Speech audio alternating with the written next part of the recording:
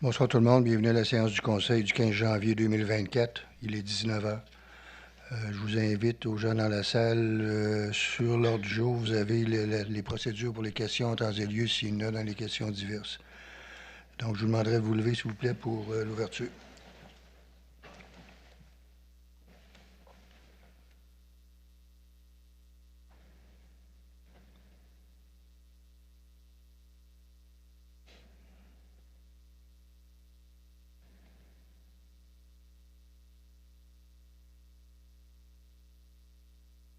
Merci beaucoup.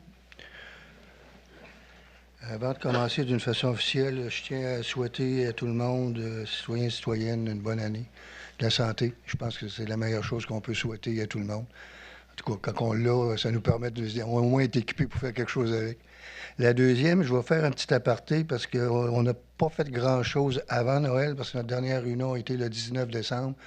Mais on a une année un peu spéciale cette année. Premièrement, Martin est rendu directeur général, Martin Carreau. Martin a déjà fait une couple de réunions, mais pas plus que ça. Marcel, c'était pas spécialiste des absences aux réunions du conseil.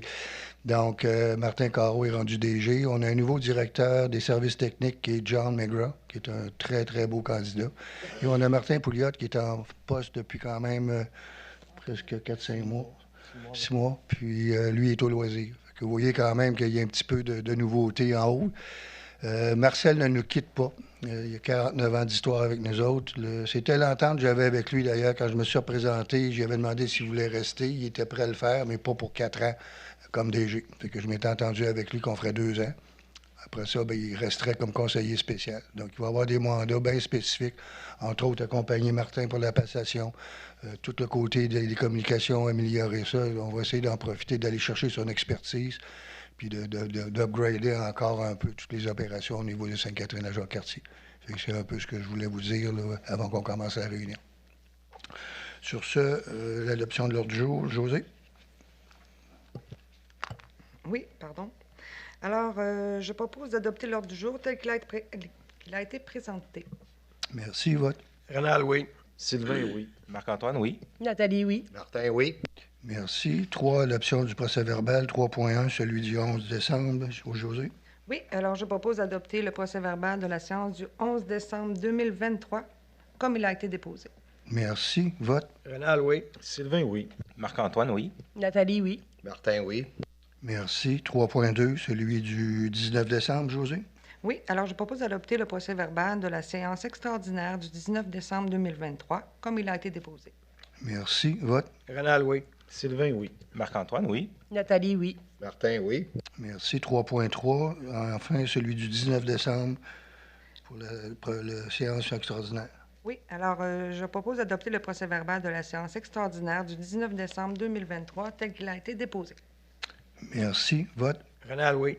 Sylvain, oui. Marc-Antoine, oui. Nathalie, oui. Martin, oui. Merci. 4 dans le secteur d'administration générale. 4.1, renouvellement annuel. Martin? Oui, renouvellement annuel des contrats d'entretien et de soutien des applications de PG Solutions. Attendu la nécessité de renouveler les contrats annuels d'entretien et de soutien aux applications des logiciels de PG Solutions utilisés par la Ville de Sainte-Catherine de la Jacques-Cartier pour l'année 2024. Attendu que le Conseil municipal a adopté le règlement numéro 1434-2018 concernant la gestion contractuelle telle que prévue dans la loi sur les cités et villes et que le règlement est entré en vigueur le 13 juin 2018. Attendu que ces contrats découlent de l'utilisation de logiciels qui sont exclus des règles régulières de gestion contractuelle en vertu de l'article 513.3.6 de la loi sur les cités et villes. Attendu que ces contrats peuvent être accordés de gré à gré. Attendu que la Ville est assujettie à la charte de la langue française et que l'entreprise PG Solutions Incorporée respecte les exigences de cette dernière et qu'elle ne figure pas sur les listes des entreprises non conformes au processus de francisation de l'Office québécois de la langue française. Attendu le rapport de Mme Émilie Junot, assistante trésorière en date du 8 janvier 2024, je propose d'autoriser le renouvellement des contrats annuels d'entretien et de soutien aux applications pour les logiciels auprès de PG Solutions pour l'année 2024, incluant les mises à jour et les banques d'heures de soutien des logiciels suivants. La suite financière SFM au montant de 24 868 plus taxes Première ligne au montant de 4 714 plus taxes. Accès-Cité Territoire au montant de 12 235 plus taxes. Voilà au montant de 8 927 plus taxes. Accès-Cité Loisirs au montant de 9 609 plus taxes. CIGED au montant de 4 446 plus taxes. De plus, d'autoriser Mme Julie Toutier, trésorière, à effectuer le paiement de ses factures annuelles, également d'imputer le montant de la dépense selon le poste budgétaire et montant mentionné au rapport. Merci. Vote. Rénal, oui. Sylvain, oui. Marc-Antoine, oui. Nathalie, oui. José, oui. Merci. 4.2, renouvellement d'assurance, Martin. Oui, l'assurance générale, attendu que la police d'assurance de la Ville avec la mutuelle des municipalités du Québec, MMQ, pour les véhicules et autres biens, incluant l'assurance responsabilité, est renouvelable le 1er janvier de chaque année.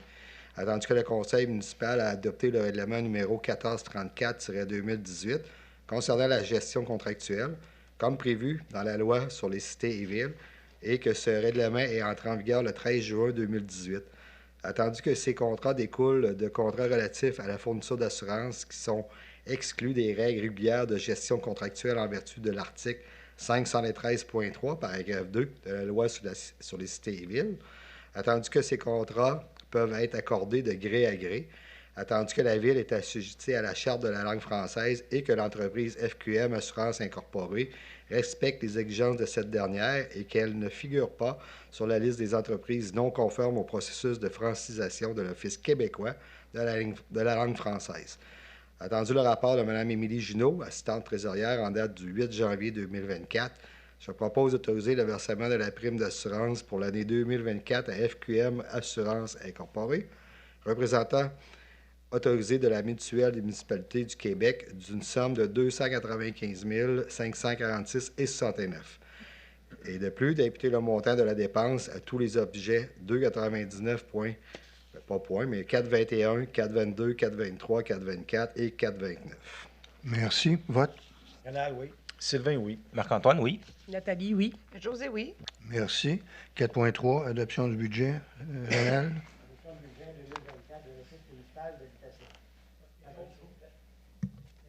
Attendu que selon le programme des HLM de la Société d'habitation du Québec, la Ville doit couvrir 10 du déficit d'opération annuel du HLM de Sainte-Catherine à Jacques-Cartier. Attendu que les prévisions budgétaires 2024 de l'organisme doivent être approuvées par la Ville. Attendu le rapport de Mme Julie Toutier, trésorière en date du 8 janvier 2024, je propose que le Conseil approuve les prévisions budgétaires de l'Office municipal d'habitation du Grand Port-Neuf pour l'année financière 2024, qui comporte des revenus de 107 175 et des dépenses de 164 195 laissant un déficit d'opération de 57 020 défrayé à 10 par la Ville et à 90 par la Société d'habitation du Québec, en plus d'imputer le montant de la dépense de 5 702 au poste budgétaire déficit HLM. Merci. Vote. Sylvain, oui. Marc-Antoine, oui. Nathalie, oui. José, oui. Martin, oui. Merci. 4.4, amendement 4, Marc-Antoine. Oui, concernant le contrat de travail de M. Marcel Grenier. Entendu que le contrat de travail de M. Marcel Grenier prévoit que le titre de son poste et ses tâches sont modifiés à partir du 1er janvier 2024. Entendu le rapport de M. Martin Carreau, directeur général, en date du 9 janvier 2024. Je propose d'autoriser M. Pierre Dolbec, maire, et M. Martin Carreau, directeur général, à signer l'amendement numéro 4 au contrat de travail de M. Marcel Grenier. L'addenda prévoira que le titre du poste est remplacé par directeur des communications et conseiller spécial.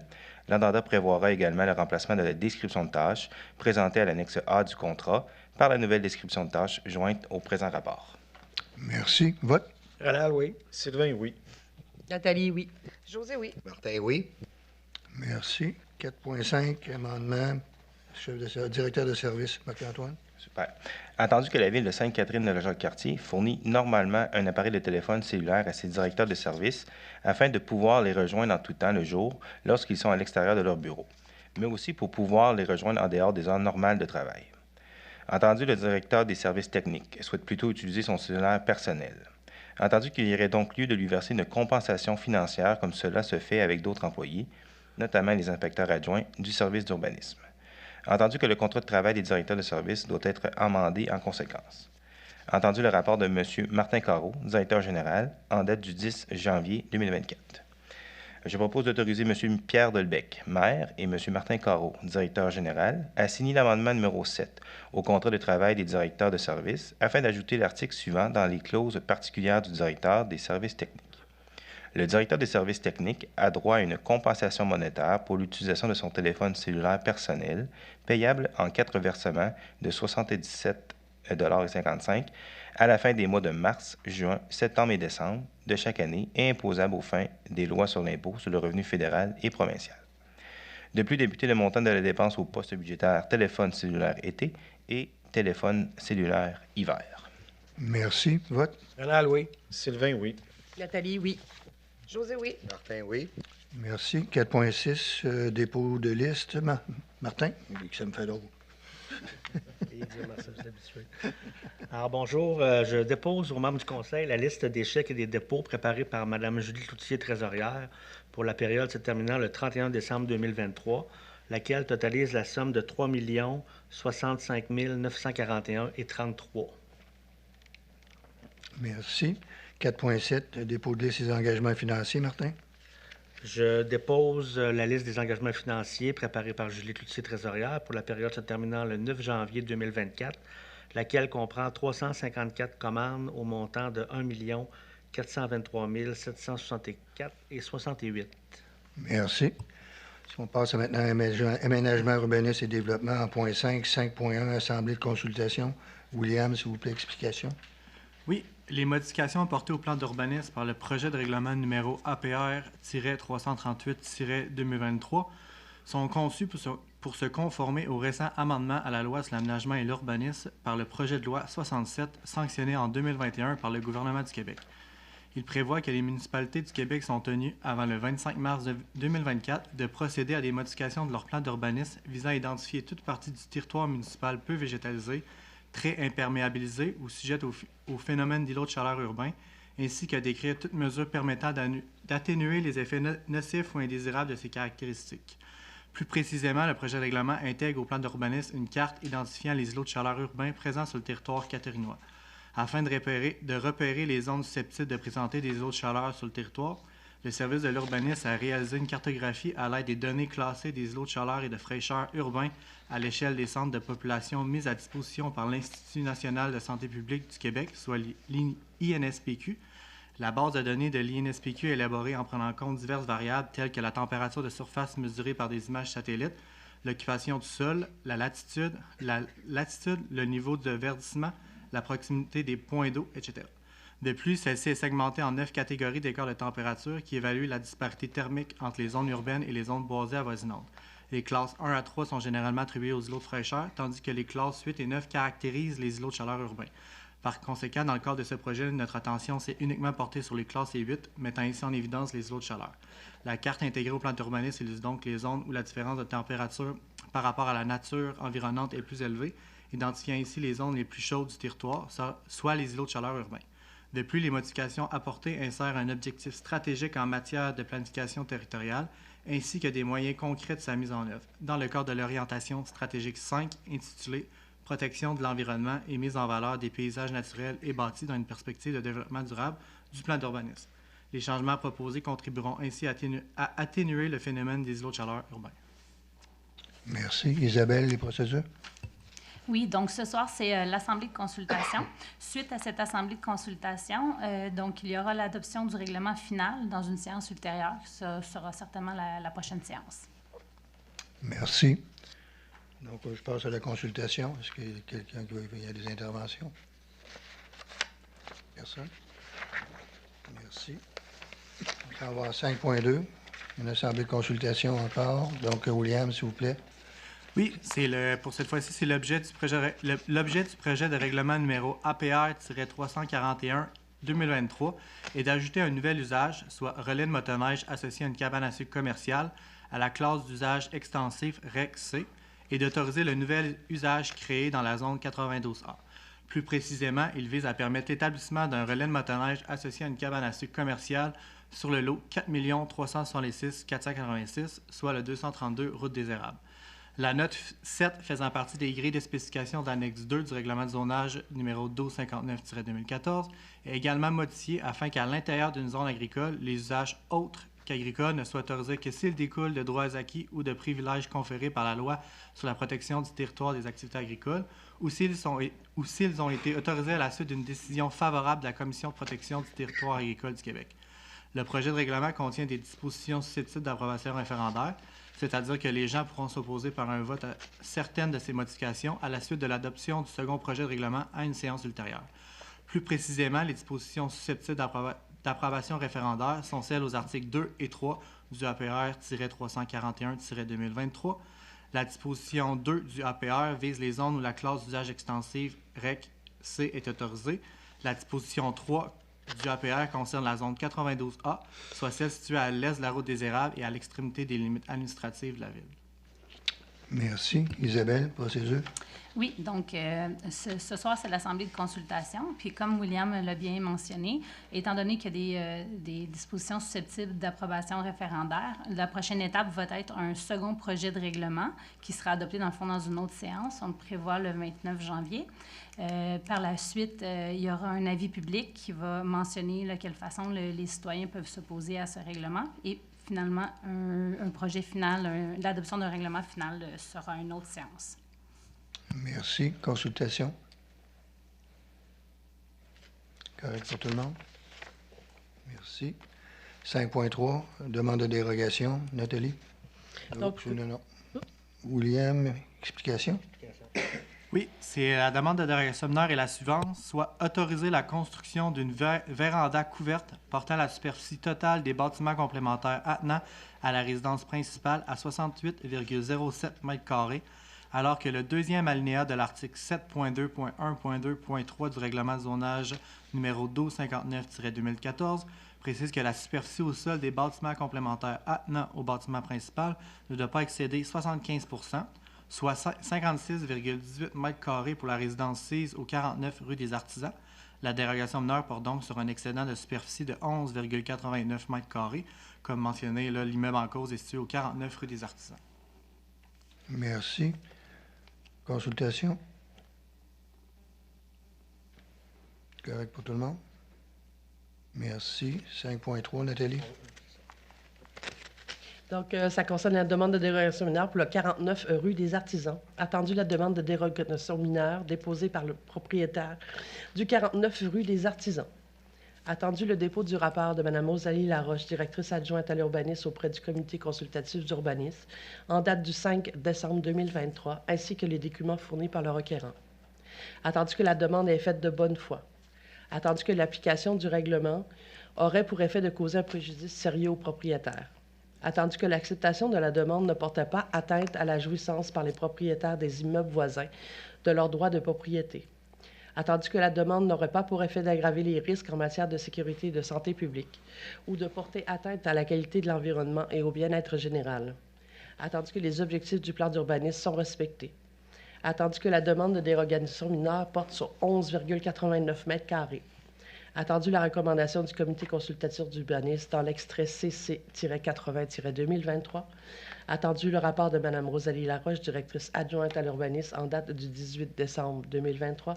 Attendu que le Conseil a entendu les personnes qui désiraient s'exprimer sur cette demande, je propose d'accorder la dérogation mineure pour la construction d'une véranda attenante à la résidence principale d'une superficie de 12,50 m². Merci. Vote. Renal, oui. Sylvain, oui. Marc-Antoine, oui. José, oui. Martin, oui.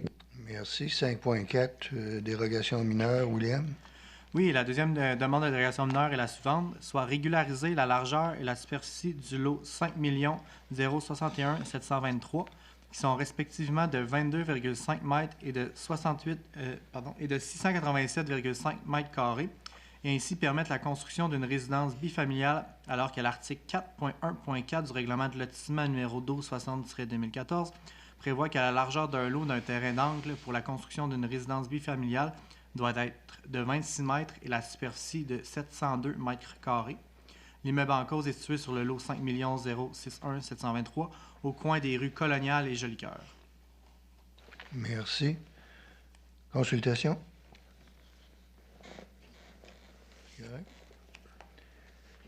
C'est 5.4 de Nathalie. Donc, c'est une dérogation mineure concernant le lot 5 061 723 sur le coin Colonial et Jolicoeur. Attendu la demande de dérogation mineure déposée afin de régulariser la largeur et la superficie d'un lot 5 061 723 situé au coin des rues Colonial et Jolicoeur. Attendu le dépôt du rapport de Mme Rosalie Laroche, directrice adjointe à l'urbanisme, auprès du comité consultatif d'urbanisme en date du 6 décembre 2023, ainsi que des documents fournis par le requérant. Attendu que la demande est faite de bonne foi. Attendu que l'application du règlement aurait pour effet de causer un préjudice sérieux aux demandeurs. Attendu que l'acceptation de la demande ne portera pas atteinte à la jouissance par les propriétaires des immeubles voisins de leurs droits de propriété. Attendu que la demande n'aurait pas pour effet d'aggraver les risques en matière de sécurité et de santé publique ou de porter atteinte à la qualité de l'environnement et du bien-être général. Attendu que les objectifs du plan d'urbanisme sont respectés. Attendu que la demande de dérogation mineure porterait sur 3,5 mètres pour la largeur et sur 14,5 mètres carrés pour la superficie du terrain. Attendu la recommandation du comité consultatif d'urbanisme dans l'extrait CC 61-2023. Attendu le rapport de Mme Rosalie Laroche, directrice adjointe à l'urbanisme en date du 18 décembre 2023. Attendu que le Conseil a entendu les personnes qui désiraient s'exprimer sur cette demande, je propose d'accorder la dérogation mineure afin de régulariser la largeur et la superficie du lot 5 061 723 dans le but de pouvoir y construire une résidence bifamiliale isolée. Également d'exiger la plantation d'une haie en bordure de la rue Jolicoeur afin d'atténuer l'impact visuel du bâtiment. Merci. 5.4 vote. Rénal, oui. Sylvain, oui. Marc-Antoine, oui. José, oui. Martin, oui. Merci. 5.5, demande de dérogation à Anne Hébert, Nathalie. William, excusez. Oui, la troisième et dernière demande de dérogation mineure pour ce soir est la suivante, soit régulariser l'implantation du garage isolé se trouvant à 0,50 m de la ligne latérale du lot en tenant compte des avant-toits, alors que le paragraphe 1 de l'article 7.2.1.2.5 du règlement de zonage numéro 1259-2014 précise qu'un espace minimal de 1 mètre doit être laissé libre entre la construction complémentaire en tenant compte des avant-toits lorsque présent et les lignes latérales ou arrière du terrain sur lequel elle est implantée. L'immeuble en cause est situé au 160 rue Anne Hébert. Merci. 5.5, consultation. Correct. 5.5, Nathalie. Donc, c'est la demande de dérogation mineure concernant le 160 rue Anne Hébert. Attendu la demande de dérogation mineure déposée par la propriété sise au 160 rue Anne Hébert. Attendu le dépôt du rapport de Mme Rosalie Laroche, directrice adjointe à l'urbanisme, auprès du comité consultatif d'urbanisme en date du 7 décembre 2023, ainsi que des documents fournis par le requérant. Attendu que la demande est faite de bonne foi. Attendu que l'application du règlement aurait pour effet de causer un préjudice sérieux aux demandeurs. Attendu que l'acceptation de la demande ne porterait pas atteinte à la jouissance par les propriétés des immeubles voisins de leurs droits de propriété. Attendu que la demande n'aurait pas pour effet d'aggraver les risques en matière de sécurité et santé publique ou de porter atteinte à la qualité de l'environnement et du bien-être général. Attendu que les objectifs du plan d'urbanisme sont respectés. Attendu que la demande de dérogation mineure porte sur 0,50 m. Attendu la recommandation du comité consultatif d'urbanisme dans l'extrait CC-62-2023. Attendu le rapport de Mme Rosalie Laroche, directrice adjointe à l'urbanisme en date du 18 décembre 2023. Attendu que ce conseil a entendu les personnes qui désiraient s'exprimer sur cette demande, je propose d'accorder la demande de dérogation mineure afin de régulariser l'implantation du garage isolé situé au 160 rue Anne Hébert. Merci. 5.5, vote. Rénal, oui. Sylvain, oui. Marc-Antoine, oui. José, oui. Martin, oui. Merci. 5.6, approbation de plan, Nathalie.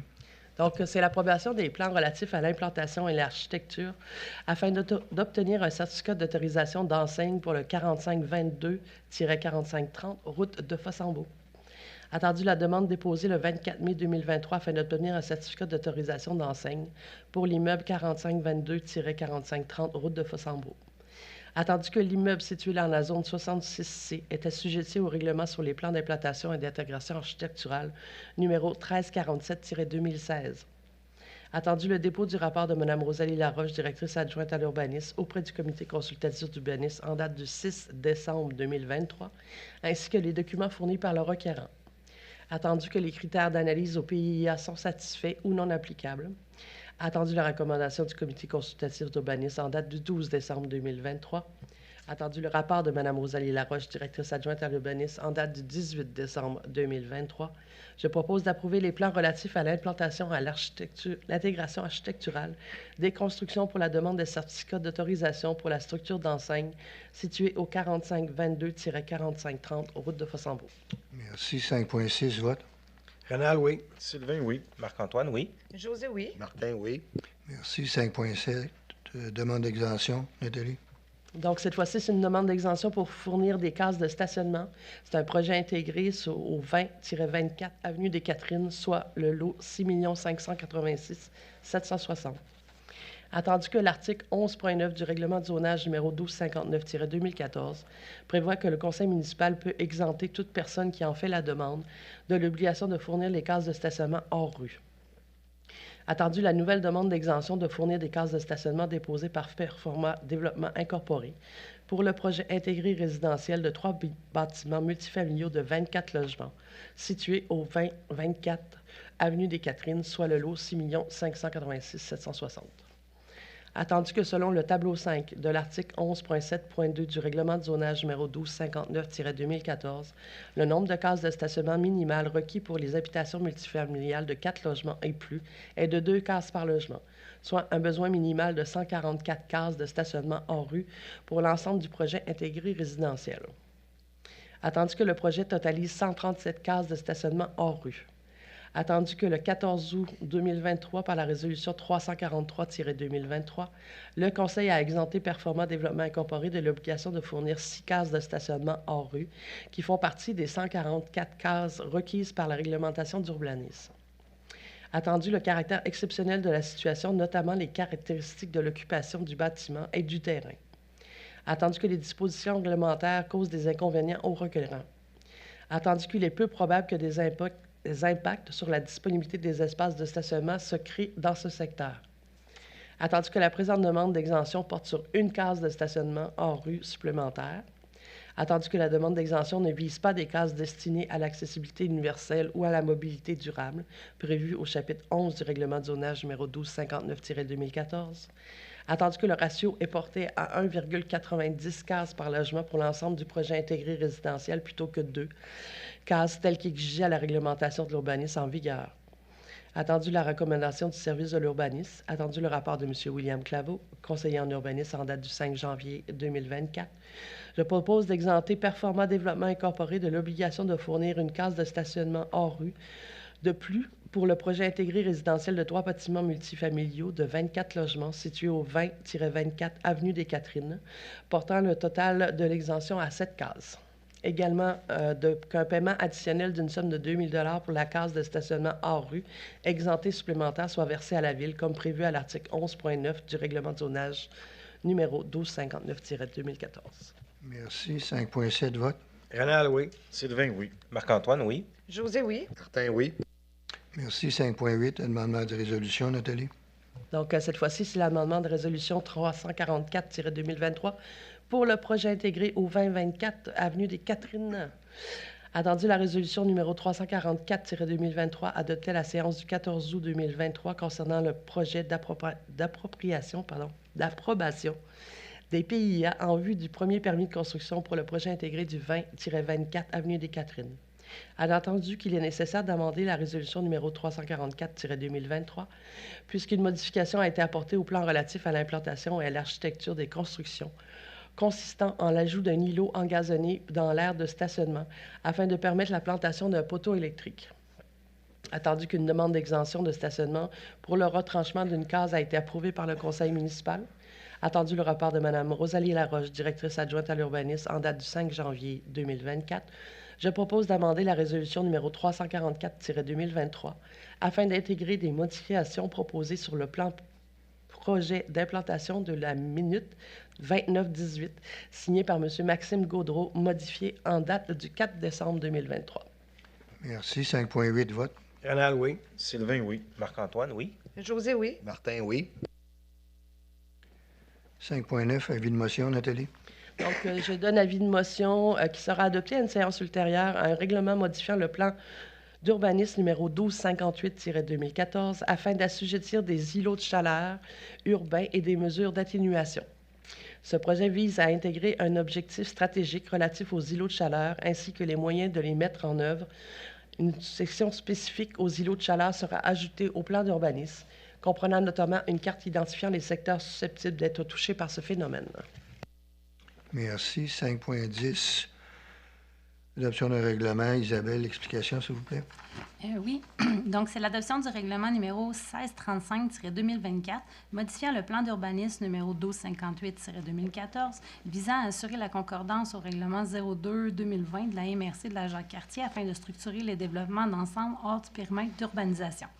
Donc, des modifications ont été effectuées entre l'adoption du projet de règlement à la suite de discussions entre la MRC de la Jacques-Cartier et le service de l'urbanisme.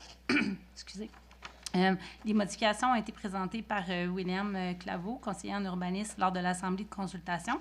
Mais les modifications que William a présentées sont les suivantes. Donc, l'article 2 est modifié afin d'enlever la partie des développements d'ensemble dans des aires d'affectation récréative et la note 2 est modifiée pour simplement garder projet immobilier visant la création de 5 lots et plus avec ou sans ouverture d'une nouvelle rue.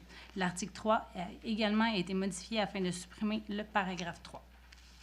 Merci. 5.10, Nathalie. Donc, c'est l'adoption du règlement numéro 1635-2024, modifiant le plan d'urbanisme numéro 1258-2014, visant à assurer la concordance du règlement 02-2020 de la MRC de la Jacques-Cartier afin de structurer les développements d'ensemble hors périmètre d'urbanisation. Attendu que le projet du règlement numéro APR-336-2023 a été adopté lors de la séance du Conseil municipal tenue le 13 novembre 2023. Attendu qu'un avis de motion de la présentation du présent règlement a été donné lors de la séance de ce Conseil tenue le 11 décembre 2023.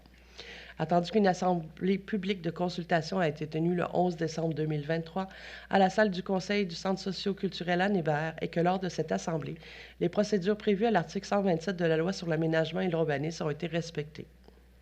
Attendu que ce règlement ne contient pas de dispositions susceptibles d'approbation référendaire, attendu que les procédures prévues à l'article 356 de la Loi sur les cités et villes ont été respectées, attendu que des modifications ont été effectuées après l'adoption du projet de règlement à la suite de discussions entre la MRC de la Jacques-Cartier et le service de l'urbanisme, attendu que ces modifications ont été présentées par M. William Claveau, conseiller en urbanisme, lors de l'Assemblée publique de consultation.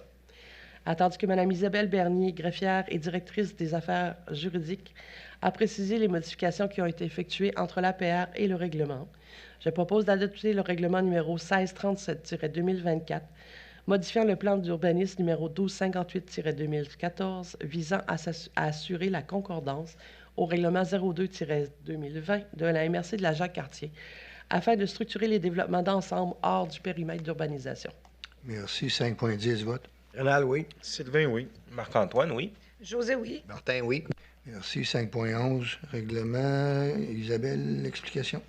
Oui, donc c'est l'adoption du règlement numéro 1636-2024, modifiant le règlement de zonage numéro 1259-2014 et le règlement sur les plans d'implantation et d'intégration architecturale numéro 1347-2016, visant à assurer la concordance au règlement 02-2020 de la MRC de la Jacques-Cartier.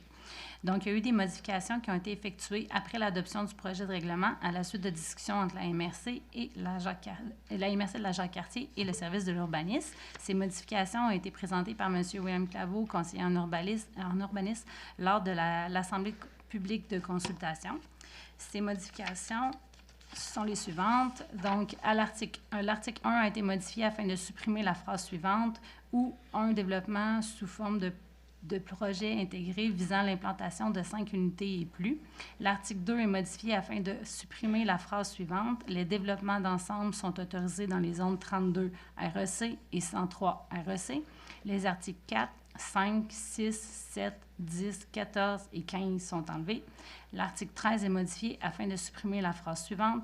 En plus des objectifs énumérés ci-haut, un développement d'ensemble récréo-touristique ne doit pas contribuer à une compétitivité avec le pôle commercial. Merci. 5.11, Nathalie. Donc, attendu que le projet de règlement numéro APR 337-2023 a été adopté lors de la séance du Conseil municipal tenue le 13 novembre 2023. Attendu qu'un avis de motion de la présentation du présent règlement a été donné lors de la séance de ce Conseil tenue le 11 décembre 2023. Attendu qu'une assemblée publique de consultation a été tenue le 11 décembre 2023 à la salle du Conseil du Centre socio-culturel Anne Hébert et que lors de cette assemblée, les procédures prévues à l'article 127 de la Loi sur l'aménagement et l'urbanisme ont été respectées. Attendu que des modifications ont été effectuées après l'adoption du projet de règlement à la suite de discussions entre la MRC de la Jacques-Cartier et le service de l'urbanisme. Attendu que ces modifications ont été présentées par M. William Claveau, conseiller en urbanisme, lors de l'Assemblée publique de consultation. Attendu que ce règlement ne contient pas de dispositions susceptibles d'approbation référendaire. Attendu que les procédures prévues à l'article 356 sur la loi sur les cités et villes ont été respectées. Attendu que Mme Isabelle Bernier, greffière et directrice des affaires juridiques, a précisé les modifications qui ont été effectuées entre l'APR et le règlement, je propose d'adopter le règlement numéro 1636-2024, modifiant le règlement de zonage numéro 1259-2014 et le règlement sur les plans d'implantation et d'intégration architecturale numéro 1347-2016, visant à assurer la concordance au règlement 02-2020 de la MRC de la Jacques-Cartier. Merci. Vote. Rénal, oui. Sylvain, oui. Marc-Antoine, oui. José, oui. Martin, oui. Merci. 5.12, adoption du second projet. Nathalie? Donc, c'est l'adoption d'un second projet de règlement numéro SPR 342-2024, modifiant le règlement de zonage numéro 1259-2014 relativement aux écrans d'intimité, aux dispositions visant l'abattage des arbres et à la hauteur des clôtures, murets et haies, au stationnement, aux constructions et aux usages dans les cours et pour apporter des améliorations du texte.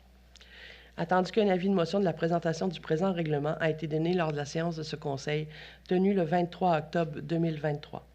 Attendu qu'un premier projet de règlement numéro APR 335-2023 a été adopté lors de la séance de ce Conseil municipal tenue le 13 novembre 2023. Attendu qu'une assemblée publique de consultation a été tenue le 11 décembre 2023 à la salle du Conseil du Centre socioculturel Anne Hébert et que lors de cette assemblée, les procédures prévues à l'article 127 de la Loi sur l'aménagement et l'urbanisme ont été respectées.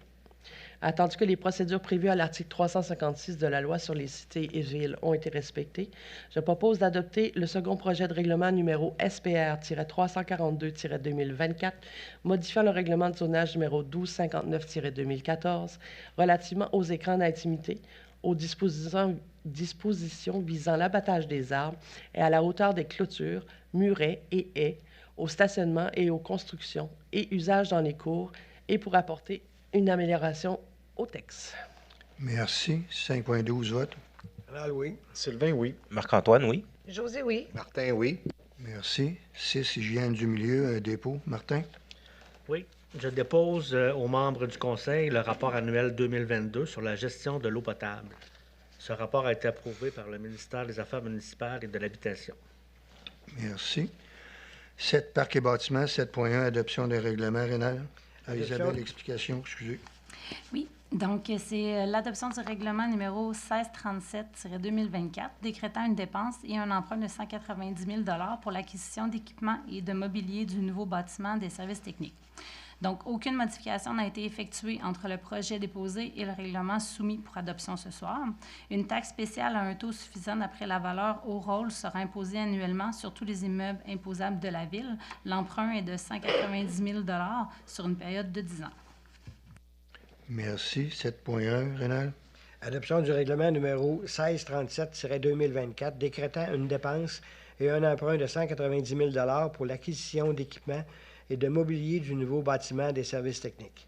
Attendu qu'il est nécessaire de procéder à l'acquisition d'équipements et de mobilier du nouveau bâtiment des services techniques, attendu que le coût de ces acquisitions est estimé à 190 000 $, attendu qu'il est nécessaire d'effectuer un emprunt de 190 000 $ pour en financer le coût, attendu qu'un avis de motion de la présentation du règlement a été donné lors de la séance ordinaire de ce Conseil tenue le 11 décembre 2023, attendu que le projet de règlement numéro APR 340-2023 a été déposé lors de cette même séance, attendu que Mme Isabelle Bernier, greffière et directrice des affaires juridiques, a précisé l'objet du règlement et qu'aucune modification n'a été effectuée entre le projet déposé et le règlement soumis pour adoption. Elle a également mentionné le mode de financement, de paiement ou de remboursement de la dépense. Attendu que les procédures prévues à l'article 356 de la loi sur les cités et villes ont été respectées, je propose que ce Conseil adopte le règlement numéro 1637-2024 décrétant une dépense et un emprunt de 190 000 $ pour l'acquisition d'équipements et de mobilier du nouveau bâtiment des services techniques. Merci. Vote. Sylvain, oui. Marc-Antoine, oui. Nathalie, oui. José, oui. Martin, oui. Merci. 7.2, octroi d'un contrat, Rénal. Octroi d'un contrat de gré à gré pour l'achat d'étagères pour le bâtiment de la division Parcs et Bâtiments. Attendu que le Conseil municipal a adopté le règlement numéro 1434-2018 concernant la gestion contractuelle comme prévu dans la loi sur les cités-villes. Attendu que ce règlement stipule que tout contrat comportant une dépense d'au moins 25 000 $ mais inférieur au seuil obligeant un appel d'offres public peut être octroyé de gré à gré. Attendu que le comité de gestion contractuelle a confirmé que l'octroi de ce contrat respectait les règles de gestion contractuelle. Attendu que la Ville est assujettie à la Charte de la langue française et que l'entreprise Richard et compagnie respecte les exigences de cette dernière et qu'elle ne figure pas sur la liste des entreprises non conformes au processus de francisation de l'Office québécois de la langue française. Attendu que l'offre de prix soumise par Richard et compagnie en date du 19 octobre 2023 est la plus basse. Attendu le rapport de M. Martin Carreau, directeur général, en date du 8 janvier 2024, je propose d'octroyer un contrat à Richard et compagnie pour la fourniture d'étagères pour le bâtiment de division Parcs et Bâtiments et selon les détails du contrat qui apparaissent à la soumission transmise par Martin Frédéric en date du 19 octobre 2023 au montant de 74 484,87 $ plus taxes. De plus, d'imputer le montant de la dépense au règlement d'emprunt numéro 1610-2023. De plus, d'autoriser M. John McGrath, directeur des services techniques, à signer le contrat à intervenir. Merci. Vote. Sylvain, oui. Marc-Antoine, oui. Nathalie, oui. José, oui. Martin, oui. Merci. 8, bien-être, santé et bien-être, il n'y a rien comme point. Sécurité publique, en 9, même chose. 10, sport, loisirs, culture et vie communautaire. 10.1, autorisation de paiement, Rénal. Entente intermunicipale avec la Ville de Pont-Rouge pour la natation, le patinage et le hockey. Attendu que la Ville de Sainte-Catherine de Jacques-Cartier a conclu une entente intermunicipale avec la Ville de Pont-Rouge concernant la natation, le patinage et le hockey. Attendu que selon cette entente, la Ville de Sainte-Catherine de Jacques-Cartier doit ouvrir l'écart entre le coût d'inscription d'un résident et celui d'un non-résident pour ces activités. Attendu le rapport de M. Martin Pouliot, directeur des services sport, loisirs, culture et vie communautaire, en date du 18 décembre 2023, je propose d'autoriser le paiement à la Ville de Pont-Rouge d'une somme de 6 258,65 $, sans taxe, dans le cadre de l'entente intermunicipale pour la natation, le hockey et le patin de la première session de natation pour les enfants de l'automne 2023, en plus d'imputer le montant de la dépense au poste budgétaire intermunicipal de l'année 2023. Merci. Vote. Sylvain, oui. Marc-Antoine, oui. Nathalie, oui. José, oui. Martin, oui. Merci. 10.2, autorisation de dépenses, José. Oui, alors autorisation de dépenses, développement des collections de la Bibliothèque Anne Hébert. Attendu que, par la résolution numéro 311-2017, ce Conseil a procédé à l'adoption de la politique de développement et du cadre d'élagage des collections de la Bibliothèque Anne Hébert. Attendu que, conformément à cette politique, il est nécessaire de procéder régulièrement à l'achat de documents afin de développer adéquatement les collections. Attendu que la Ville est admissible à une aide financière de 23 000 $ du ministère de la Culture et des Communications, et ce, dans le cadre du programme de développement des collections pour les bibliothèques autonomes pour l'année 2024. Attendu le rapport de M. Martin Pouliot, directeur du service sport, loisirs, culture et vie communautaire, en date du 19 décembre 2023, je propose d'autoriser l'achat de livres et de matériel pour leur traitement pour la Bibliothèque Anne Hébert d'un montant de 36 428 $ comme prévu par le projet numéro 1 du programme triennal d'immobilisation 2024. Et de plus d'approprier la part de la Ville d'une somme de 13 428 $, taxe nette, de l'excédent de fonctionnement non affecté. Sur le premier, on aurait dû lire 36 428 et non 30 000. Merci. Vote. Ronald, oui. Sylvain, oui. Marc-Antoine, oui. Nathalie, oui. Martin, oui. Merci. 11, transport 11.1, adoption de règlement. Isabelle, explication. Oui, donc c'est l'adoption du règlement numéro 1638-2024, modifiant le règlement numéro 1502-2020, décrétant une dépense et un emprunt de 200 000 pour la conversion du réseau d'éclairage public de la ville de Sainte-Catherine-la-Jacques-Cartier au luminaire ADEL afin de réviser le nombre et les titres de luminaires de remplacement. Donc, il n'y a eu aucune modification qui a été effectuée entre le projet déposé et le règlement qui est soumis pour adoption ce soir. Donc, le mode de financement, le mode de paiement et de remboursement de la dette sont les mêmes, dans le fond, que le règlement original de base. C'est uniquement les types et le nombre de luminaires qui changent dans ce règlement. Merci. 11.1, adoption de règlement. Sylvain. Oui, attendu qu'il convient de modifier le nombre et le type de luminaire prévu au règlement d'emprunt numéro 1502-2020. Attendu que le montant prévu au règlement d'emprunt numéro 1502-2020 n'est pas augmenté ni diminué par la modification réglementaire. Attendu que le règlement a pour objet de faire l'acquisition d'un type de luminaire supplémentaire nécessaire pour l'installation en bordure des voies de circulation de responsabilité provinciale dont l'éclairage est à la charge de la Ville. Tandis qu'un avis de motion de la présentation du présent règlement a été donné lors de la séance ordinaire de ce Conseil, tenue le 11 décembre 2023. Tandis que le projet de règlement numéro APR-339-2023 a été déposé lors de cette même séance. Tandis que Mme Isabelle Bernier-Greffière est directrice des affaires juridiques, a précisé l'objet du règlement et qu'aucune modification n'a été effectuée entre le projet déposé et le règlement soumis pour adoption. Elle mentionne également le mode de financement, de paiement ou de remboursement de la dépense. Attendu que les procédures prévues à l'article 356 de la loi sur les cités et villes ont été respectées, je propose que le Conseil adopte le règlement numéro 1638-2024, modifiant le règlement numéro 1502-2020, décrétant une dépense et un emprunt de 200 000 pour la conversion de réseau d'éclairage public de la ville de Sainte-Catherine-de-la-Jacques-Cartier au luminaire DEL afin de réviser le nombre et le type de luminaire de remplacement. Merci. Vote. Ronald, oui. Marc-Antoine, oui. Nathalie, oui. José, oui. Martin, oui. Merci. 11.2, autorisation de passage. Sylvain. Oui, c'est l'autorisation de passage et utilisation de drones, le grand défi Pierre Lavoie. Attendu la demande d'autorisation de passage déposée par l'organisation du 1000 km du grand défi Pierre Lavoie, qui aura lieu le 14 au 16 juin 2024, attendu que le convoi de cyclistes empruntera la route des Érables de Fossambeau et Montcalm le 16 juin entre midi et 13h30, attendu que les cyclistes seront sous escorte policière lors de leur passage, attendu que les cyclistes circuleront à une vitesse moyenne de 24 km/h sur 500 à 700 mètres et que cela aura pour effet d'interrompre les circulations environ 2 à 3 minutes.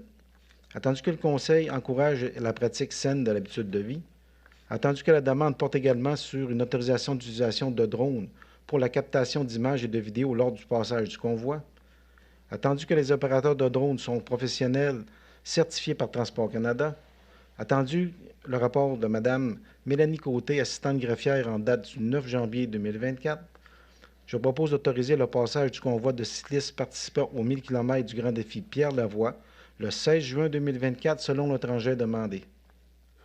Et également d'autoriser l'utilisation de drones lors du passage du convoi pour la captation d'images et de vidéos des participants et des paysages catérinois en conformité avec les lois et les règlements en vigueur. Cette autorisation était conditionnée à l'obtention de certificats d'opération nécessaires délivrés par Transport Canada. Merci. 11.2, vote. Ronald, oui. Marc-Antoine, oui. Nathalie, oui. José, oui. Martin, oui. Merci. Dans les autres sujets en 12, il n'y avait rien. Donc, on va passer en 13 à la période de questions.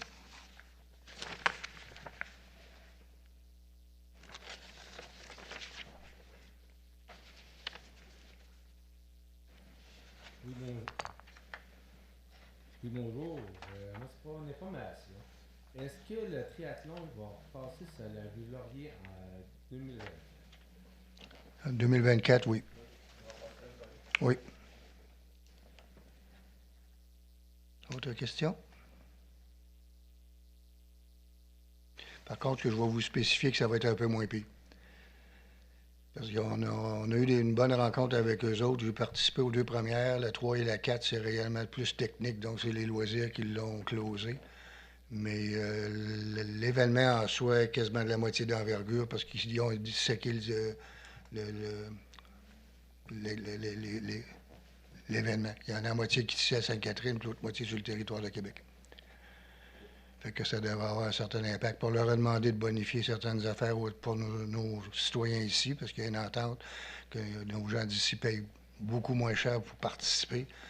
On va avoir aussi un service d'accompagnement qui va être mieux identifié que l'année passée. Et cette année encore, c'est la Ville de Sainte-Catherine qui va s'occuper des communications et non pas eux.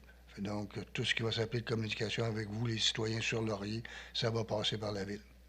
Fait qu'on va essayer de tout faire notre possible pour que ça soit le moins dérangeant possible. Ça fait plaisir. Autre question? C'est correct? Donc, sur ce, je vais passer à la clôture de la séance. Josée? Oui, alors je propose de clore la séance du 15 janvier 2024. Il est 19h50. Merci. Vote? Alain, oui. Sylvain, oui. Marc-Antoine, oui. Nathalie, oui. Martin, oui. Merci beaucoup. Donc, bonne soirée tout le monde. Soyez prudents, s'il vous plaît. Puis encore une très belle année 2024.